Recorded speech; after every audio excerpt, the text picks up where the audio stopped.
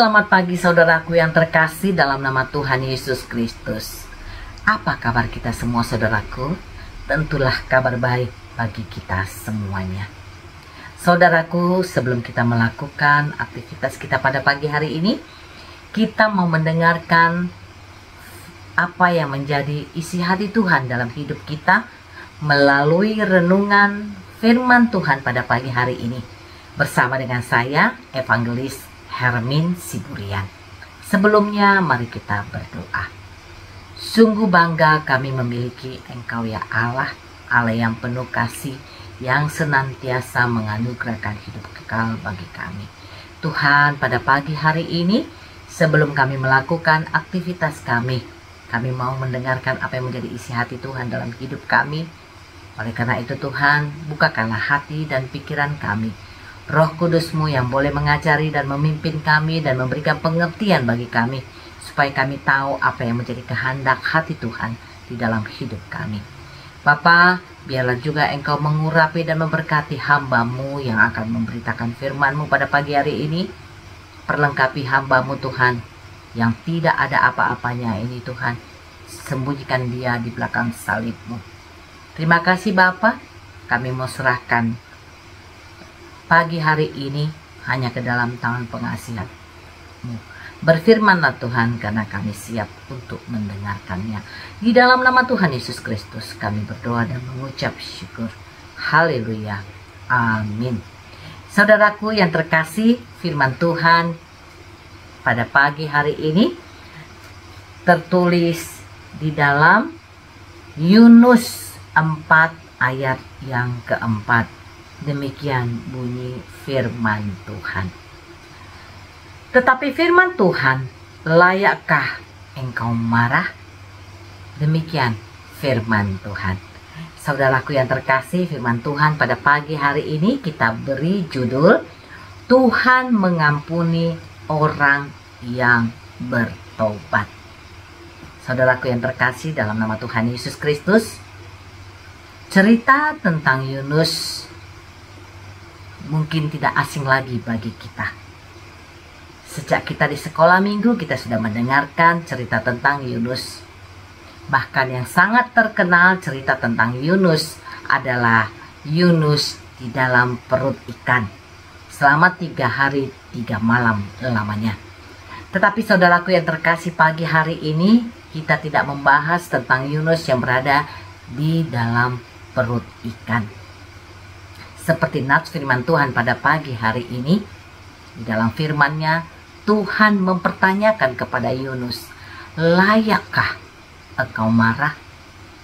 Hal ini mungkin kita yang belum tahu tentang Tuhan mempertanyakan hal ini kepada Tuhan, kepada Yunus. Tapi kita boleh buka di dalam kitab Yunus dari pasal 1 hingga pasal 4.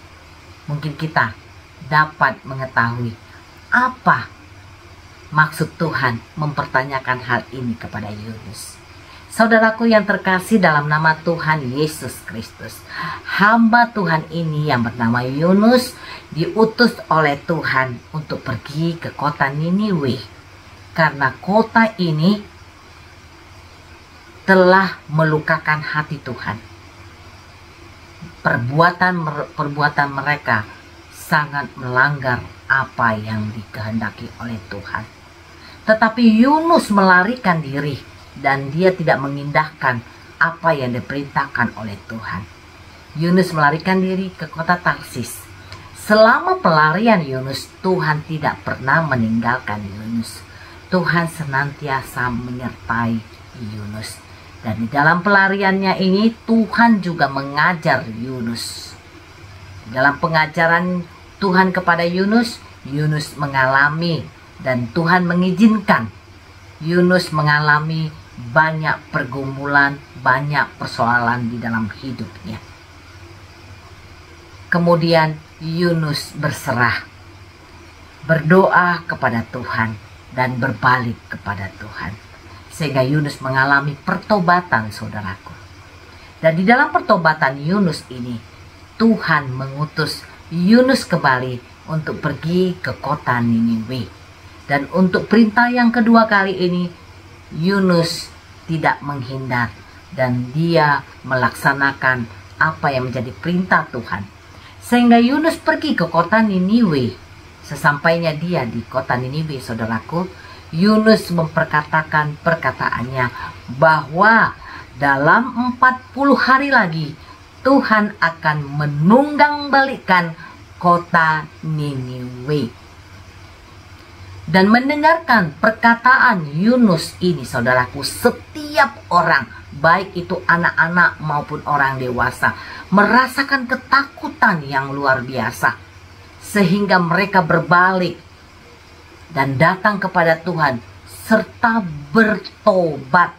Sungguh sangat luar biasa kuasa Tuhan atas perkataan Yunus itu, ya saudaraku.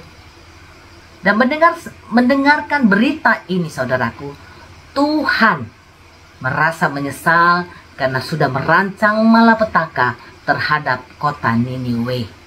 Karena kelakuan mereka yang sangat kejam, yang tidak Tuhan sukai. Tetapi Tuhan mengurungkan apa yang menjadi keputusan Tuhan untuk menghukum kota Niniwe dengan pertobatan oleh orang-orang Niniwe. Sungguh sangat luar biasa kuasa Tuhan atas perkataan daripada Yunus, saudaraku. Tetapi hal ini tidak merupakan kebahagiaan bagi Yunus. Malah dia marah sekali kepada Tuhan karena Tuhan tidak jadi menghukum orang-orang yang ada di Niniwe. Sebagai pekabar Injil yang diutus oleh Tuhan seperti Yunus, layaklah seharusnya dia bersuka cita. Karena apa yang sudah diperintahkan Tuhan bagi dia sebagai penginjil, sebagai pemberita kabar baik, dan menghasilkan yang luar biasa. Tapi ingat saudaraku, rancangan kita bukanlah rancangan Tuhan. Mungkin dalam kehidupan kita sehari-hari, kita merasakan kalau ada orang yang menyakiti hati kita, bahkan yang kita anggap musuh sekalipun, seharusnya hidupnya sengsara terus. Itulah kedagingan yang ada di dalam diri kita. Tapi Tuhan kita yang penuh kuasa, yang penuh kasih dan panjang sabar, menginginkan dan merindukan setiap anak-anaknya datang kembali kepadanya. Dan Tuhan membuka tangannya dan menyambut anak-anaknya yang mau datang kepadanya dan bertobat kepada Dia. Demikian halnya kita, saudaraku yang terkasih.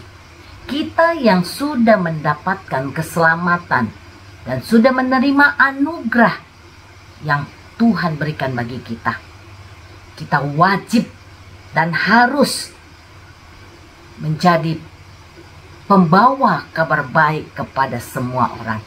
Seperti amanat agung yang Tuhan perintahkan di dalam kitab Matius 28 ayat yang ke-19 sampai ayat 20. Demikian firman Tuhan. Karena itu pergilah, jadikanlah semua bangsa muridku, dan baptislah mereka dalam nama Bapa dan Anak dan Roh Kudus. Dan ajarlah mereka melakukan segala sesuatu yang telah kuperintahkan kepadamu. Dan ketahuilah aku menyertai kamu senantiasa sampai kepada akhir zaman.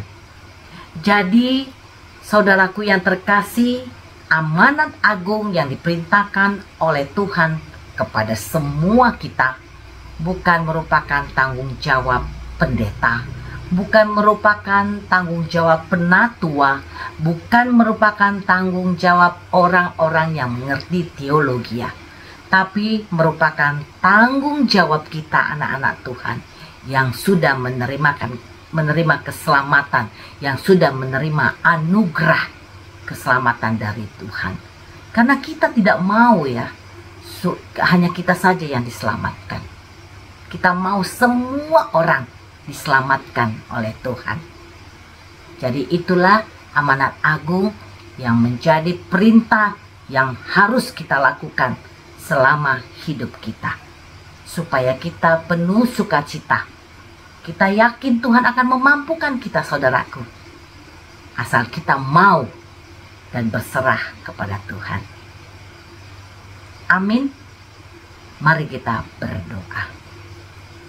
Terima kasih firman-Mu ya Bapa yang begitu mengajarkan kami untuk kami senantiasa bersikap sesuai dengan kehendak-Mu. Dan kami tidak boleh mengeraskan hati kami. Dan kami tidak boleh hanya mengandalkan diri kami. Tapi kami mau dengar-dengaran kepada Engkau. Dan mau Tuhan menjadikan Tuhan teladan di dalam kehidupan kami. Jadikan kami Tuhan alat-alat-Mu Tuhan sebagai pemberita kabar baik kepada semua orang dimanapun Tuhan utus kami. Kami siap ya Bapa, agar banyak jiwa yang boleh dibenangkan dan menyatakan hanya Engkaulah Tuhan dan Juru Selamat yang hidup. Tuhan Yesus, mampukan kami. Terima kasih Bapa. Kami akan melakukan dan melanjutkan aktivitas kami sepanjang hari ini. Biarlah Tuhan yang senantiasa menuntun kami, menyertai kami, bahkan memberkati kami, dan menjadikan kami berkat dimanapun kami berada. Sertai kami Bapa, dan mampukan kami untuk jadi pelaku-pelaku daripada firman-Mu. Ampunkan segala kesalahan kami Tuhan di hadirat-Mu, supaya kami layak menerima berkat-Mu. Di dalam nama Tuhan Yesus Kristus, kami berdoa dan mengucap syukur. Haleluya. Kasih anugerah dari Allah Bapa, kasih setia dari Tuhan Yesus Kristus, dan penyertaan daripada Roh Kudus kiranya menyertai kita saat ini sampai selama-lamanya. Amin. Tuhan Yesus memberkati. Selamat beraktivitas.